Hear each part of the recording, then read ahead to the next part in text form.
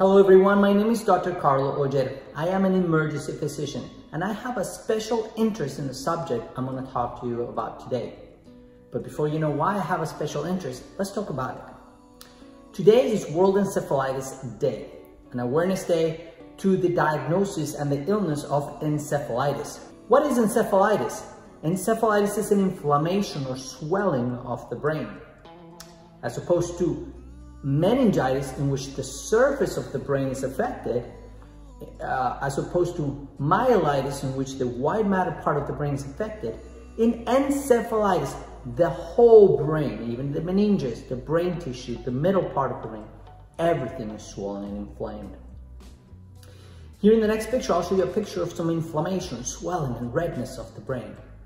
And a little bit more graphic picture of an actual brain that was taken out of somebody who died of encephalitis. You can see the destruction of the tissue, the redness, the bleeding spots. That is what encephalitis is. What are the symptoms of encephalitis? That includes headaches, neck stiffness, paralysis where the muscles aren't working. Of course, weakness goes along with that. High fevers and chills, disorientation, decreased levels of consciousness, even coma where they're totally unresponsive. Tremors and convulsions, even seizures are also symptoms of encephalitis. Most encephalitis are viral, but there are also non-viral, which are bacterial causes of encephalitis, and even non-infectious encephalitis, in which no infection actually causes inflammation, but rather other diseases. Let's first talk about the other causes of encephalitis. These include allergic reaction to even medications and vaccinations, or anything introduced into your body that creates a reaction to it and then go ahead and attack the brain in response. Autoimmune disease is one that has many different subclasses of encephalitis. Acute disseminated encephalitis, NMDA receptor antibody encephalitis, voltage-gated potassium channel complex antibody, Hashimoto's, which has to do with thyroid, and Rasmussen's encephalitis. There's also bacteria-caused encephalitis, like the one that causes Lyme disease, the one that causes syphilis, and even tuberculosis. Parasites, so not bacteria, not viruses, but parasites like roundworms and cysticercosis and toxoplasmosis, which is more common in AIDS patients. And even cancer can form encephalitis in the brain. Now let's talk about the viral causes of encephalitis. This HSV virus 1, HSV 2, varicella zoster, CMV or cytomegalovirus, and Epstein-Barr virus, and others. But many other relatively common viruses like adenovirus, which is the common cold, influenza, which we know it's going around a lot, enterovirus like the poliovirus, measles, mumps, rubella, MMR, rabies. That's why people get, the dogs get crazy and angry and convulsions and foam out of their mind, because they actually get encephalitis. And there's a whole bunch of them that are caused by mosquito bite, the arbovirus family. That's Japanese encephalitis, St. Louis, West Nile encephalitis, Western equine, which is horse related, and La Crosse encephalitis, a Colorado tick, so a tick bite can cause encephalitis, etc. Now let's go ahead and talk about the symptoms more specifically of HSV encephalitis, which seems to be one of the more common types of encephalitis. Symptoms of HSE encephalitis, acute or subacute, cause fevers and chills and headaches and psychiatric symptoms. The patient actually starts acting not well and confused and saying the wrong things, nausea and vomiting, weakness, memory loss, concentration issues like altered level of sensorium. You can start getting weak and paralysis, numbness, cranial nerve deficits. Some of the nerves of the face can start getting affected and then cause focal weakness. Visual field loss, they can actually lose field of vision. And of course, with the swelling of the brain, swelling of the back part of the eye causes papilledema. If you suspect a patient has encephalitis, it's not an easy diagnosis. Most of the time, doctors like myself are totally unaware of the symptoms because it's a pretty rare disease. And the symptoms are so similar to the common cold: headache, fever, chills, feeling sick, weakness. It's just very vague when it starts, what is called the prodrome phase.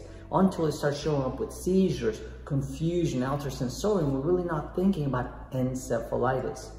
But if you do suspect encephalitis, there are a couple tests, of course, blood work, but also imaging of the brain. We're going to perform a CT scan, a computerized tomography, in which we could see evidence of swelling in the brain.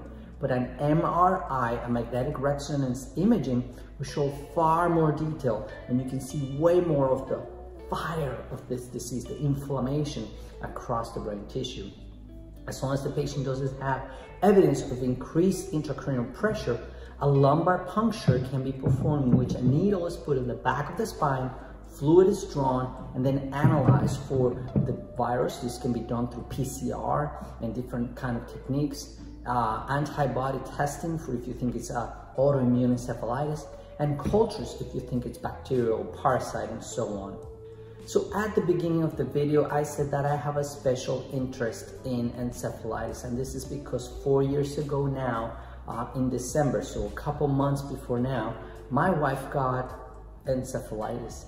And I, being a physician, missed the diagnosis for the first week, basically because my children had the flu, cold, congestion, fever, headaches. And when she got sick, I thought it was the same. I actually took her to the emergency department about 5 days into the illness, and same thing. She got some fluid, she got some blood work, she was told she had the flu. We sent her home with pain medication, and she felt better. But a couple days later, the confusion started acting up. She could no longer read text. She could no longer send text that made any sense. She started calling me mother and started kind of looking up into the sky like this and smacking her lip. At that point, I realized how sick she was. Put her in the car. She was trying to jump out of the vehicle. I had to pretty much put the seatbelt on her, throw her in there, and take her to the emergency department. We performed a CT scan within minutes of arrival to the ER. We showed the swelling, mostly with the temporal part of the brain, which has to do a lot with the memory. And that's why long-term effects of encephalitis are so serious. Different kinds have different long-term effects. For example, if you catch it early, the disease shows up with less deficits. If it's autoimmune and you treat it with steroids and immune globulins, patients can get a lot better, seems like, than people who have HSV, because HSV actually causes that tissue destruction and permanent injury and damage. But every encephalitis is going to be different. Every patient is going to be different. But for my wife, long-term, 4 years out, it's a lot of memory problems still. She's learned to cope with it. She's learning to live with it. But also affected a lot her frontal lobe, which has to do with mood and anxieties and stress and frustrations. And she gets a lot of that. So we have to do some psychiatric medication to help her with that. She did have petit mal seizures at the onset of the disease. That was the eye fluttering and lip smacking, but that didn't last and it didn't turn into a seizure disorder, thank goodness. So anyway, that's why my special interest in encephalitis. This is why this day is so special to me. This is why I, as an emergency physician, have a lot more awareness of the encephalitis. And I want to take this moment to share with you all. And hopefully you like the video, you share it, you comment on it. If you know someone or know of someone with encephalitis, then please share it, remind them of the day. And thank you for watching this video, okay? See you later. Bye-bye.